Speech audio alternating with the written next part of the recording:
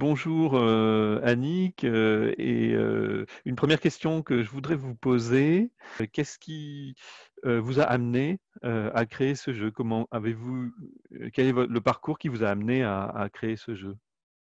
Voilà. Eh bien, c'est parce que j'étais déjà bercée dans l'accompagnement scolaire depuis de nombreuses années.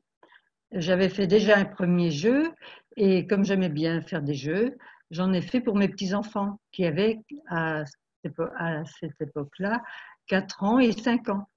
Et j'avais envie que ce soit dynamique et qu'on s'amuse ensemble. Donc j'ai fait ça sans grande idée préconçue. Et puis j'ai vu qu'ils s'amusaient tellement bien avec ce jeu. Il y avait même des petites bagarres, c'était passionné, c'était intéressant de les regarder. Et j'ai été voir des personnes compétentes en leur disant ce que j'avais fait. Et ils m'ont dit que j'avais des chances de pouvoir le vendre. Depuis quelle époque est-ce que vous avez commencé justement à faire de l'accompagnement scolaire et de l'aide, donc de l'aide pour les enfants, En disons en dehors de l'école, hein? 1980, en 1980, ça fait un petit bout, hein. Voilà, et c'est suite à votre expérience dans ce domaine que vous avez imaginé Voilà, donc ce ouais. jeu et que vous avez pu en fait le mettre au point Ouais.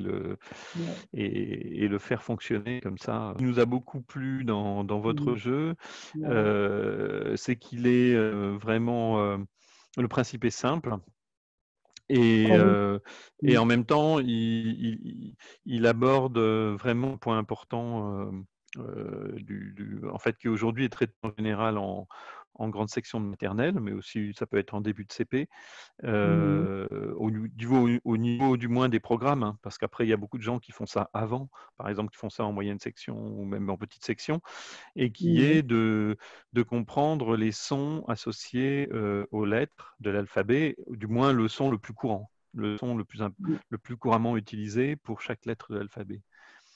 Et Ouais. donc ça, c'est vraiment une étape indispensable pour apprendre à lire. La première Oui, étape, disons, on va parce dire, avant que d'apprendre à lire. la lettre à apprendre est toujours en début de mot, parce que en prononçant le nom du dessin, l'enfant retrouve le son des lettres tout seul.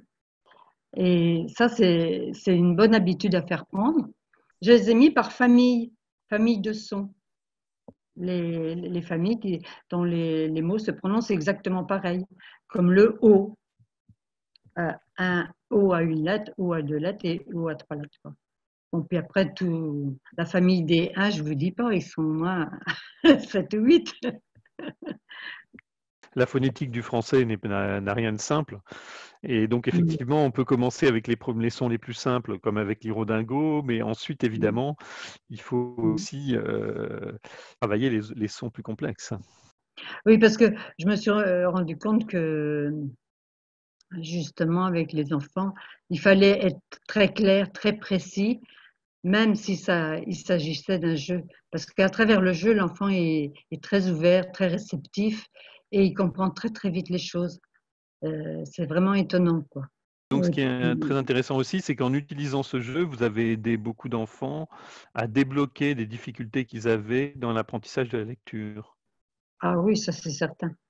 C'est certain parce que d'ailleurs, dans l'Irodingo, on va trouver une règle du jeu qui va préparer aux syllabes. Racontez comment vous avez pu travailler avec des élèves qui avaient vraiment des grosses difficultés et comment vous avez à se débloquer. Est-ce que vous n'avez pas une anecdote ou quelque chose comme ça à nous dire? En 80, j'ai commencé avec une petite fille que j'avais en garde par les soins de la DAS et qui était à son troisième CP. Et puis elle semblait ne pas pouvoir continuer et l'institut pensait la placer dans un IMP.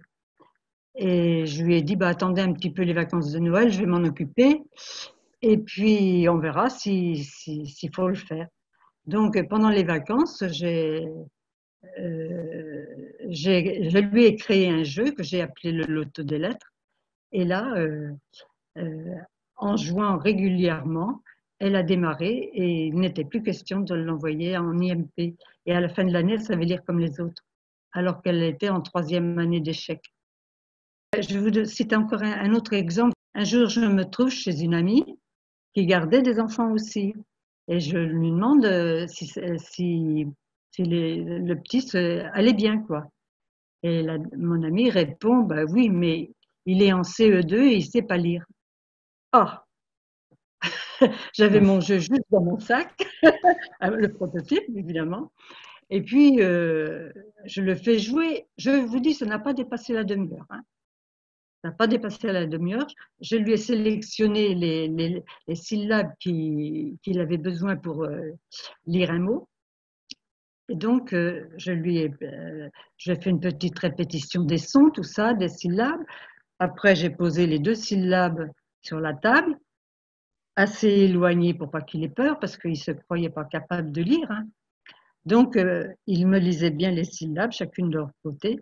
Et c'est que quand j'ai réussi à joindre les 2 syllabes, il a lu vélo. Ah, vélo qui fait. Et puis, des étoiles se sont allumées dans ses yeux. J'en ai toujours la chair de poule quand j'en parle. Et après, je vois une grande tristesse sur sa figure. Je dis, qu'est-ce qui t'arrive? Qu'est-ce qu'il y a? Qu'est-ce qui se passe? Ben, il dit, vous allez vous en aller. Oh, j'ai senti toute la détresse de cet enfant qui voyait comme un naufragé un bateau s'éloigner alors que ça pouvait le sauver. J'avais une petite fille qui a maintenant 30 ans, hein, donc il faut faire des retours en arrière. Et elle était de l'âge de rentrer en CP, elle avait très peur. Ben, avec ses cousins-cousines, je l'ai fait jouer. En une demi-heure de temps, mettons 1 heure quand même, je lui ai fait lire un mot elle n'avait pas encore été en CP. Hein. Elle a lu son premier mot, et ben c'était gagné. Ça a été suffisant pour lui donner confiance. Et après, elle n'avait plus peur. Elle s'est avérée être une lectrice hors ligne et elle voulait travailler dans le milieu du livre. Vous voyez? Ben, c'est vraiment, très intéressant, je trouve, parce que ça montre quand même comment vous avez construit le jeu à partir des besoins réels des enfants et puis Voilà. et de manière à vraiment faciliter l'apprentissage. Ouais. Parce que Euh, s'il n'y avait pas eu de besoin réel, je n'aurais jamais fait ça. oui, c'est en constatant que ça marchait que vous avez Voilà. euh, Ouais. trouvé l'envie d'aller jusqu'au bout Mm. et de le faire. Ouais. Donc, merci d'avoir participé et d'avoir bien voulu répondre à mes questions.